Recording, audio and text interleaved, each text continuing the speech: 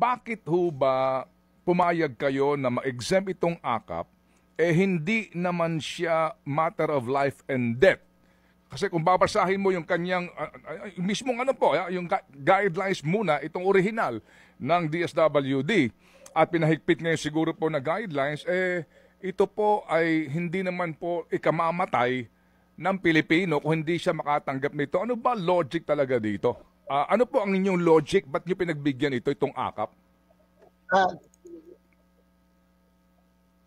Pero Sir Ted, tungkol doon sa logic muna, tungkol sa programa, kung ano ba ang kadahilanan, talagang dapat ang sumagot niya ng DSWD kung bakit may ganyang programa. Sa part po ng komisyon, una, respeto natin po yung mismong poder, katungkulan ng DSWD bilang ahensyang tagapagpatupad po nito. Hindi para i-replace ng COMELEC yung aming pong desisyon, diskresyon, doon sa diskresyon ng DSWD. Kung paano yan mapapatupad ng tama, kinakailangan si DSWD ngayon ang ating sisingilin sa bagay na yan. At siyempre yung katulad po namin sa komisyon, binigyan kami ng sitwasyon o absolutely ban, wala na, hindi natin pagbibigyan sa 45 araw o pagbigyan natin, pero meron tayong mga i-implement na kondisyon. So more or less, doon na lang po tayo pumunta sa may bibigay tayong kondisyon upang hindi naman po maka-apekto sa mga kababayan din natin na nangangailangan, Sir Ted. Kasi nga, yung pagdidesisyon kung sino nangangailangan o hindi, talaga naman pong aaminin natin, wala po kaming poder doon o wala kaming diskresyon. Pero ang DSWD, kinakailangan managot sa amin sa bagay na to. Okay, Chairman, kumamarapatin po ninyo itong aking next question. Baka lang po kasi sa pananaw po ng iba, no? Ang akin po naman dito, nagpapasintabi ako.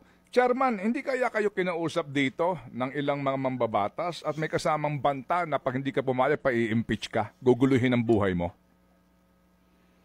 Ay, wala po. At Diyos ang aking saksi, Sir Ted, wala pong kumakausap sa akin, sa kanila, sa kahit na. Ako po ay nakipag-usap kay Secretary Rex Gatchalian at yung buong pamunuan ng DSWD sapagkat gusto ko pong ipahayag sa kanila yung sentimiento ng Commission on Elections na sabi ko po, Sir Ted, sa katotohanan lang, hindi po magiging balakid naman ng COMELEC para naman po sa pagtulong sa mga kababayan natin na mga mahihirap. Talaga naman pong tayo naman ay sama-sama sa bagay na yan, sa adhikain na yan. Pero sinasabi rin natin na ayaw namin masisi rin na kapag ka naman biglang hindi kami namigay o nagpabigay, ay bigla na lang tayong taatakihin ng ating mga kababayan. Kaya naman, balancing of interest, again, ang responsibilidad ngayon nasa DSWD, sa kanila ngayon mga kamay nakadepende yan, pero kami po ay magmamatsyag, kami po ay tatanggap ng mga reklamo, kami po ay tatanggap ng mga komento, obserbasyon, at anytime, Sir Ted, anytime, before the 45-day period, pwede po namin withdrawin yung binigay namin exemption sapagkat nakita namin hindi pala maayos yung guidelines na ipapatupad nyo. Number 2, yung sinabi natin walang distribution, absolutely,